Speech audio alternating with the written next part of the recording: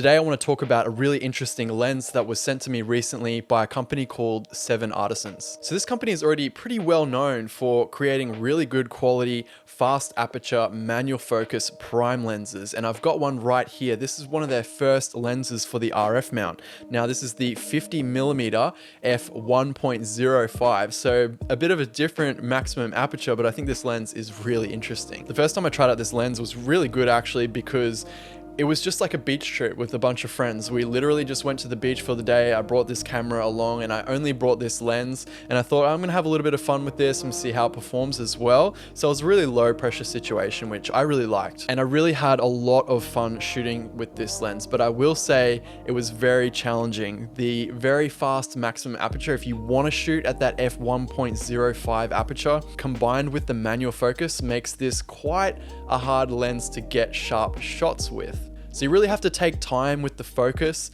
and you're gonna have to be prepared to have a much lower hit rate when you get your photos into Lightroom to start editing them. But when I nailed the focus on this lens, I gotta say, I created some of the most beautiful and dreamy images that I've taken in quite a long time. So this lens has a bit of a strange maximum aperture. Usually you get like an f1.0 or 1.2 lenses in this sort of range, but to have an f1.05 is definitely unusual. In the scale of aperture, it's not even a third stop, so it's like kind of in between the third stops of 1.0 and 1.1. So I took the camera and lens out on a little bit more of a serious shoot with my friend Kat recently, and in order to gauge the focus, I used the manual focus peaking mode on high on the Canon R6. And I'll be chucking up some example images throughout the video so you guys can sort of get a feel for how the images look. We just got to our location. We're in this pine forest with this long dirt road you can see here. I'm with Kat. Say what's up. Hello. So today I'll be trying out the 7ARTISANS 50mm f1.05 with Kat, and we'll see how it goes. Hopefully we get some nice photos. Only Ben. Yeah, so we've had some pretty wild weather, but luckily blue sky is out right now, so we're gonna make the most of it and try and get some shots while we can.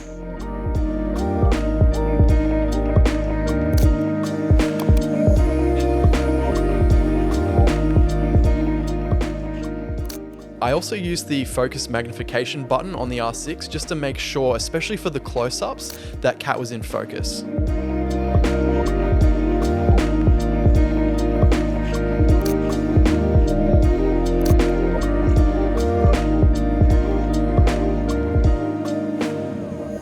At f1.05, the depth of field is super shallow, and the lens is a little bit soft by modern standards, so missing focus by a little bit, I feel like is not a big deal. Especially considering I feel like the goal of this lens is just a little bit of fun, to create some very different images, and it's not necessarily a tool that I would take to shoot a professional job with.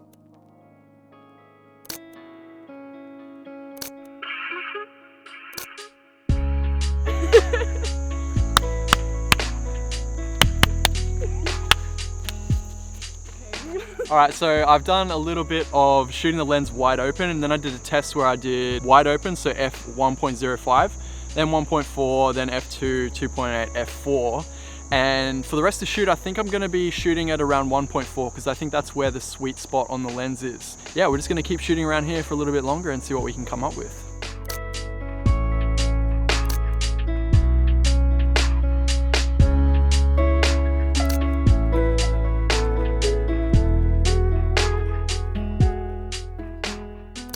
And I gotta say, at 1.4, this is a really great performing lens. I'll even go as far as to say that even in between, so in between 1.05 and 1.4, I'm guessing this might be around 1.1, 1.2. The lens, it does really well, and I really like the images that I was able to get with it when I got them in focus. One really interesting thing I noticed about this lens is the way it rendered the light coming through the trees behind Kat as the sun started to set. And it actually reminded me of the way the highlights bloom when using a Pro Mist filter. And I actually really like this kind of effect, and I feel like it adds to the overall appeal of the lens. It sort of looks like it has a built-in Pro Mist filter, which I actually like.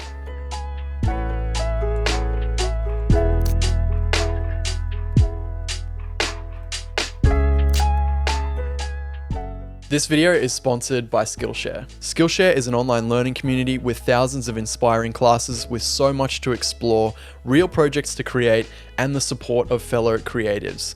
Skillshare empowers you to accomplish real growth. Skillshare offers classes in filmmaking, design, photography, and much, much more. And the best thing about Skillshare is that it's less than $10 a month with an annual subscription. Going Pro with Portrait Photography by Sean Dalton, definitely one of my favorite classes on the platform and one that I'll recommend to anyone who's looking to take that next step into becoming a professional photographer. Sean takes you through not just how to shoot amazing portrait photos, but also how to find clients, price your work, plan shoots, and deal with all of the rest of the post-production and delivery. You really get to see the entire process of a professional photographer, which I think is super rare. I've also teamed up with Skillshare to help you guys out with a special offer. The first 1,000 people to use the link in my description will get a free trial of Skillshare Premium membership. So you'll get to watch Sean's class and many others with your free trial. You'll definitely get lost in all of the amazing educational content over there, which is ad-free, by the way. So definitely head down to that link in the description and I'll see you guys over there. Towards the end of the shoot, it was really getting dark and it was quite an overcast day. So I actually switched back to shooting at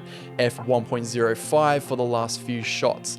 And I had my ISO quite high, not super high. I think it was somewhere around the 1250 mark.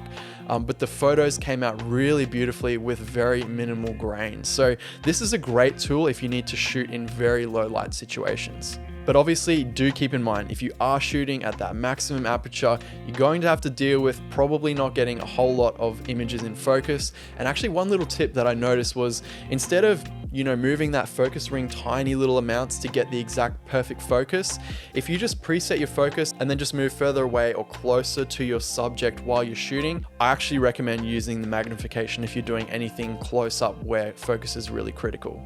So I definitely won't go into crazy detail about all the optical qualities of this lens, but what I will do is leave some sample photos down in the description below. So if you want to go and check those out and pixel peep them, feel free, head down there and download those raw files. I could definitely see this lens being an attractive option for video shooters who primarily shoot manual focus. Because for the price, it does have quite good image quality, and I also think it's a very unique lens. It has a very unique look to it that I think a lot of people will actually like. And I think it works really well for video because it has a really, really smooth focus throw.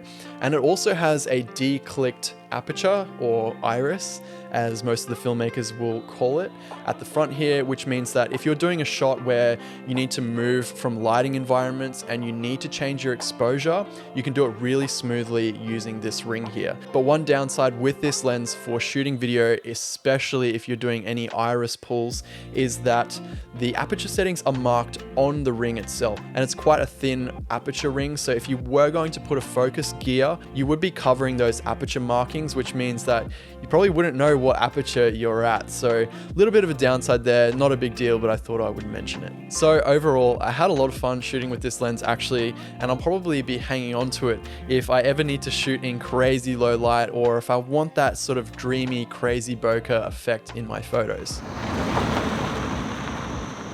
So I hope you guys enjoyed the video. Let me know what you thought of the images down in the comments section below. Did you think they were complete trash? Did you actually like them? And also let me know if you plan on picking up this lens. Thank you so much for watching, guys. I really appreciate it, and I'll catch you in the next video.